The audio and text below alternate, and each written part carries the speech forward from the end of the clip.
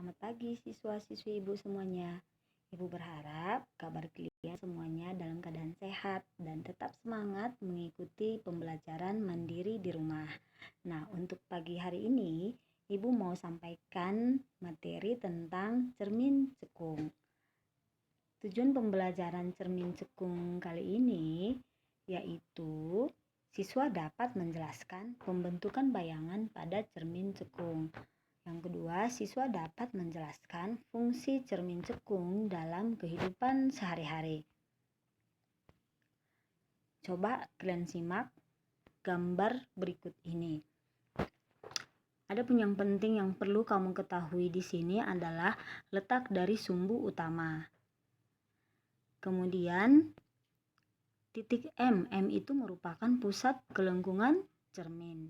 Dan F itu merupakan titik fokus. Nah, kalau kamu perhatikan ada di situ di antara M dan F itu garis 2 dan kemudian di antara F dan O. Itu artinya kalau kedua jarak tersebut sama, ya. Itu dia. Oke, kita lanjut ke sinar istimewa pada cermin cekung. Sinar istimewa cermin cekung itu ada 3. Ya, yang pertama kita bahas satu-satu. Sinar datang sejajar sumbu utama akan dipantulkan melalui titik fokus. Coba perhatikan gambar di sampingnya, di mana sinar datangnya itu dengan tanda panah ke kiri itu menuju cermin cekung, kemudian dipantulkan melalui titik fokus. Nah, sinar pantulnya itu tanda panahnya ke kanan. Oke, kemudian sinar istimewa yang kedua, bunyinya sinar datang melalui titik fokus akan dipantulkan sejajar sumbu utama. Jadi sinar datangnya itu melalui titik fokus dulu, kemudian dipantulkan sejajar sumbu utama. Dan yang ketiga, sinar datang melalui titik pusat kelengkungan cermin akan dipantulkan melalui titik pusat kelengkungan cermin itu juga. Yang berarti sinar datangnya itu dari situ juga sinar pantulnya. Gitu dia. Oke. Nah, kita lanjut cara menentukan sifat bayangan. Sifat bayangan itu ada 3. Nyata atau maya, tegak atau terbalik, diperbesar atau diperkecil. Untuk lebih jelasnya, coba kamu simak gambar. Nah, yang pertama untuk menentukan apakah bayangan maya atau nyata. Nah, di dalam gambar di situ coba kamu perhatikan posisi dari bayangan. Nah, kalau kamu lihat posisi bayangannya ada di sebelah kiri. Jadi kalau bayangannya itu di sebelah kiri, itu tandanya bayangannya maya. Tetapi kalau bayangan tersebut ada di sebelah kanan atau di depan cermin cekung, berarti sifat bayangannya nyata. Oke, yang kedua, untuk menentukan bayangannya itu tegak atau terbalik. Nah, yang menjadi patokan untuk menentukan sifat bayangan yang kedua itu sumbu utama. Nah, kalau bayangannya itu ada di atas sumbu utama, berarti sifat bayangannya tegak. Tetapi kalau bayangannya itu ada di bawah sumbu utama, berarti sifat bayangannya terbalik. Nah, yang ketiga, untuk menentukan apakah bayangannya diperbesar atau diperkecil.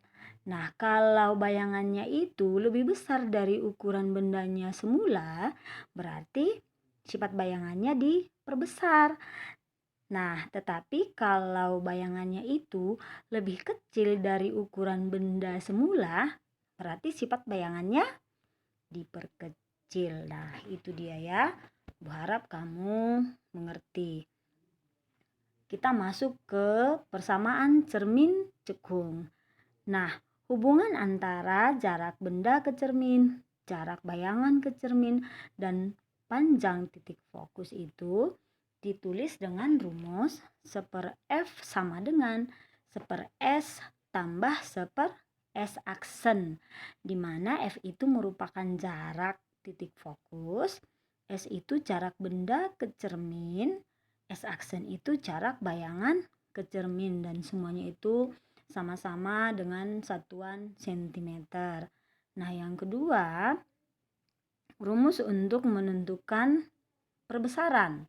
Perbesaran itu rumusnya M sama dengan H aksen per H, atau bisa juga dengan menggunakan rumus S aksen per S, di mana M itu adalah perbesaran, H adalah tinggi benda, dan H aksen adalah tinggi bayangan.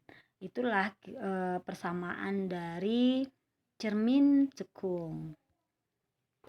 Kita lanjut ke aplikasi cermin cekung dalam kehidupan sehari-hari.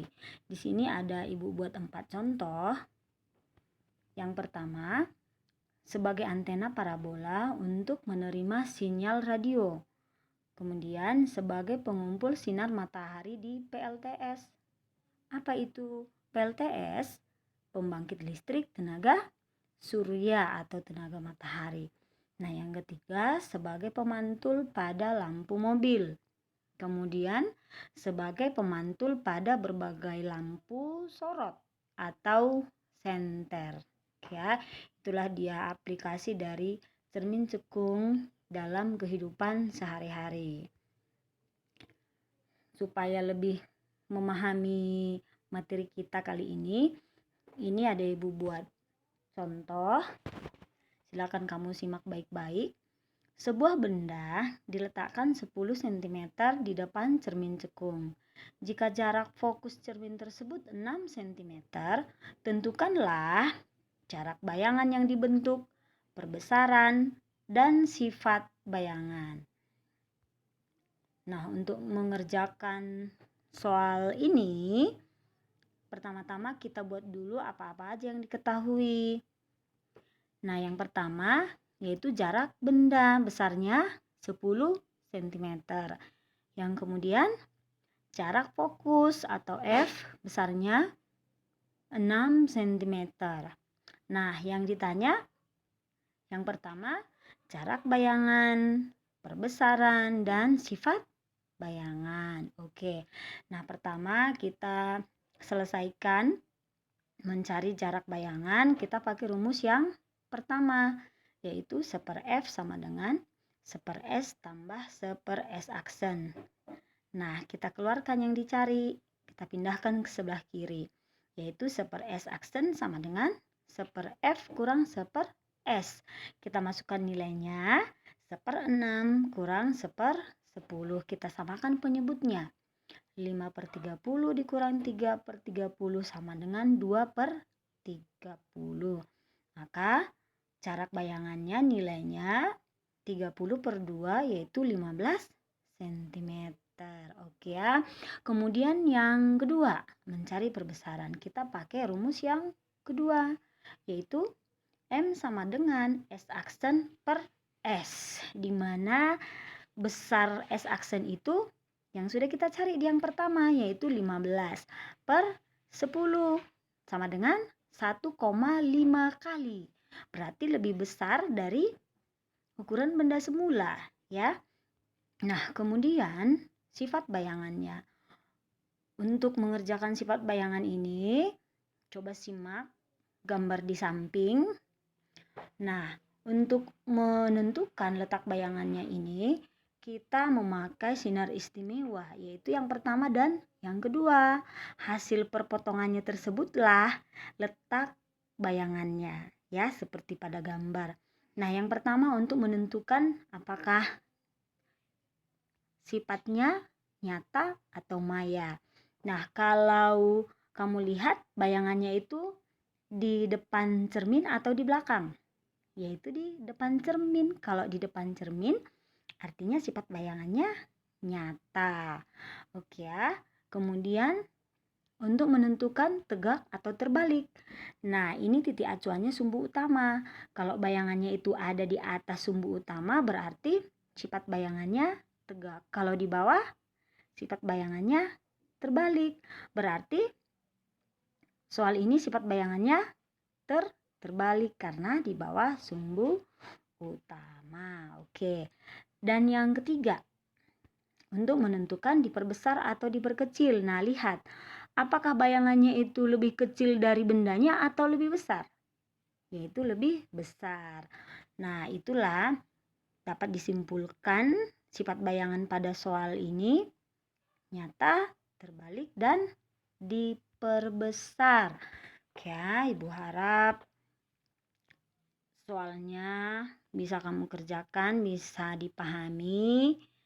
Nah, untuk lebih paham lagi, Ibu ada buat soal.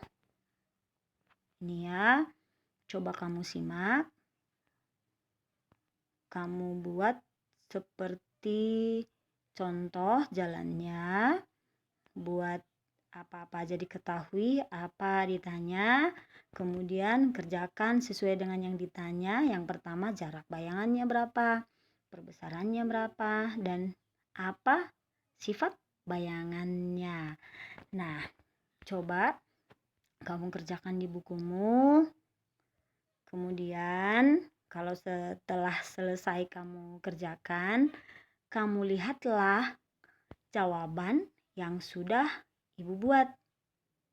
Nah, ini dia. Kalau kira-kira jawabanmu itu sudah sama dengan yang Ibu buat, berarti kamu sudah paham dan mengerti cara menyelesaikan soal pada cermin cekung. Ya, oke. Nah, demikianlah materi tentang cermin cekung. Silakan kamu baca-baca lagi di rumah, pelajari dan kerjakan soalnya. Sekian dan terima kasih.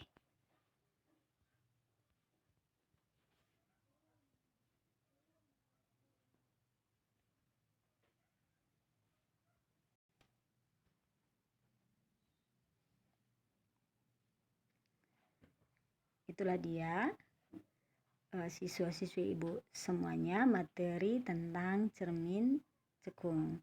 Nah, Ibu harap kamu lebih semangat lagi belajar. Silahkan pelajari di rumah dan kerjakan soal-soal yang berhubungan dengan cermin cekung. Sekian dan terima kasih.